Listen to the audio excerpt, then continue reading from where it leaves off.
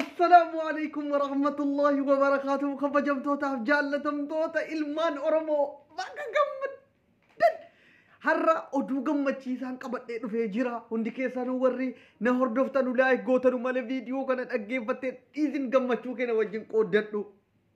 Maal jechuun keenya oolu laayikii godhiitii dhaggeeffadhu. Diina garanaa gubi khalaas dhiiga garanaa gubi. Keessan na gammade kabajamtoota hordoftoota kiyyaa viidiyoo kana bannaa taachuu diina naaf guba. Viidiyoo ajaa'ibaati. Egaa an wanti gammachuu qabu mee deeggartoonni woboodhaa fi jaalmarroodhaa kaatii mana keessa fiigaa gisee tokko mana keessa fiigaatii gammachuu keessan ibsadhaa. Beetuutti yeroo dastaashin gila ceellin gammachuu kan kee mana keessa fiiguudhaan an jaalmarroodhaan yeroo kanatti dhaloota jaalmarroodhaan dhaloota Jawaar Mohammad ta'uu kootti bagan jaarraa 21ffaa keessa dhaladhe jedhi mana keessa fiigi ka'itti gammachuu maali sitti muudhaa dhufe.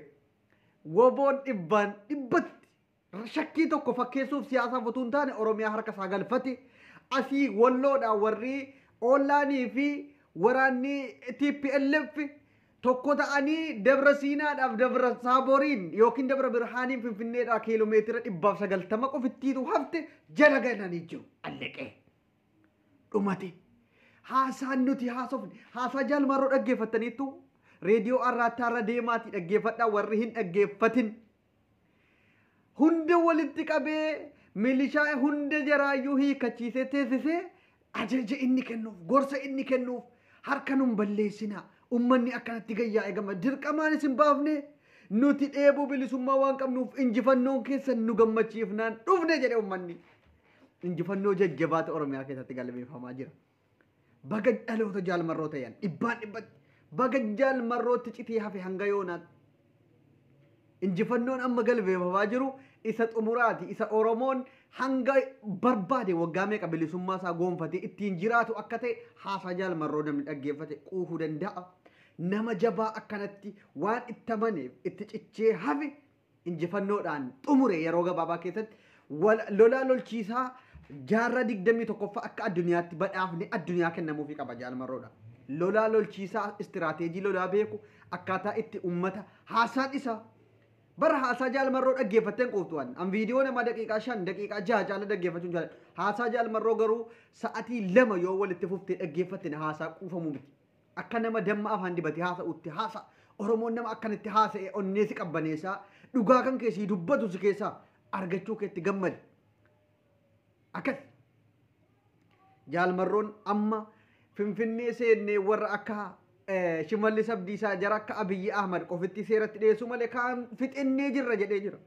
Maal barbaadde ati gammachuu kan kee ibsattee bilisummaa kee tikfachuu malee wanti ati gabbaatee eenyuun tikfachuudhaaf Itoophiyaatti farsiim shaneef juuntaanis jettu kun bar ilmaanuma keetu si bilisoomsuudhaaf kunoo kokkee qabee abbaa irree waggaa meeqa si ajjeese karaa irratti si gataa ture siin lolaa jira sirraa dhahaa jira. Itoophiyaa inni diigu kun isa kamii inni Itoophiyaa ijaaru mootummaa isa kam?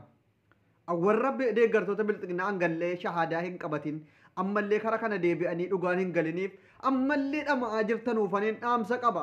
Addeebi'iitii haasaa akka dammaa kana dhaggeeffadhuuti of fawwase tiffawwasaallee itti dinaallee. Dirqamaan booda erga injifatamtee Abiyyis yookiin hidhaa seenee yookiin baqatee maal jedhe as deebi'uurra ifaan yaa ijoollee warra deeggartoota amma mangistii abbaa irree kanaa wajjiniin rakkattan. Itoophiyaatti farsimu warri jettan Itoophiyaan gaafa Oromoo of keessaa dhiibdee Itoophiyaa duraa waggaa 80 dura 90 dura Itoophiyaa waggaa 150 dura alaabaa lummuuxiidhaan ijaaruu barbaaddu akkasiin diigamte barree nuti. Oromoon Itoophiyaa hin diigu biyya ijaara malee jedhe Hacaaluu Hundeessaa nuti biyya ijaaruudhaaf lollee lolchiisaa jirra. Asii juuntaan itti mudditee Dabra Siinaa geessee jirti Finfinnee jedhe woboon Finfinnee hunda to'atee jira. Wanti ani immoo isiniif dhaamuu qabu hin yaadda'ina. Finfinnee TPLF yoo dursee qabate akkam ta'a eenyuun aangoo qabate jettanii baay'een keessa yaaddoo keessa jirtu nan beeka. TPLF aangoo qabannaan ammas deebi'ee akkana nu godhe. No! Waa kursii jechuun waanuma dhaqanii utaalanii irra ta'anii hin ka'u jedhanuu miti. Akkasitti yaada. 4 kiiloo jechuun wama TPLF yookiin nama Geetaachoo Raddaas ta'e Dabratsiyoon utaalee dhaqee kursii wayii irra taa'ee ana dura qabate irraan ka'u jedhuu miti.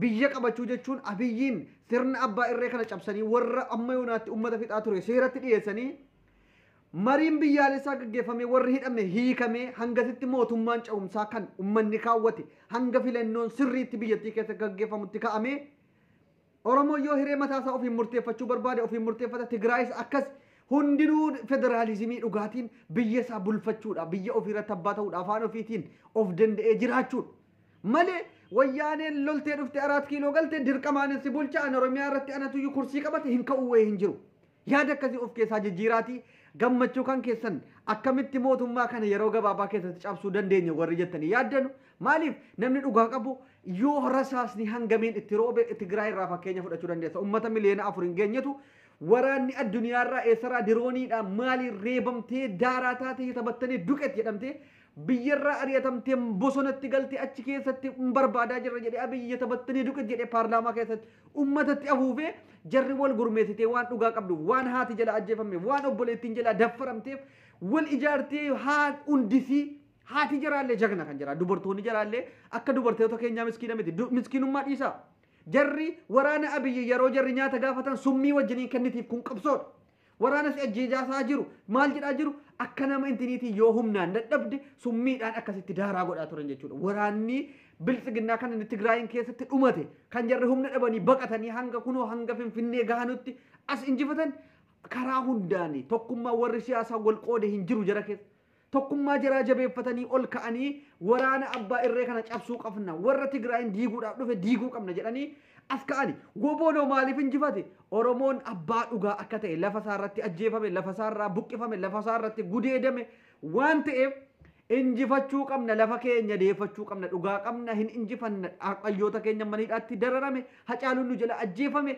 qeerroo 5,000 itti gabbarree 4 kiiloo geessinaa siidaan minilik nurratti ijaarame jedhee qabsootti ka'e haqa namaa saamuudhaaf hin kaane maaliif nu keessa jiraate jedhee amaara miliyoona meeqaan Oromiyaa keessa qabeenya horatee jiraatu takka ari'atee hin beeku takka ari'annee hin beeku nu keessa jiraatu nu keessa akka barbaadan qabeenya keenya horatanii jiraatu akka barbaadan nu arrabsu takka maa nu arrabsitan jennee hin beeku har'a dhabbaan dhugaa waan dhugaa ofitti ta'eef injifatee as gahe kanaaf woboo duukaa utuu jarri juuntaa shanee ergamtuu maali jedhanu har'a jarri eddee itti baqatanuuf faala barbaadaa jiru hudduun daanqolitu ta'ee eddee jarri lixan taayya danda'a gabbahee barreeffama dhiifama jechuu malee wanti daarii naanna'an hin jiru gabbahee dhiifama gaafadhu yoo barbaade namni dhiifama kan kee barbaadu hin jiru ati seeratti dhiyaatta shimallis abdiisaa meeshaa walawwaladha meeshaa keessa walawwala zayitiidhaan jedhee ummanni meeshaa walawwalu'ee wobootti makame meeshaa isaa walawwalate nuti abbaa irree boorcii baafatee nurratti bilisummaatti fakkaatu utuu hin taane bilisummaa dhugaa lafa keenya irratti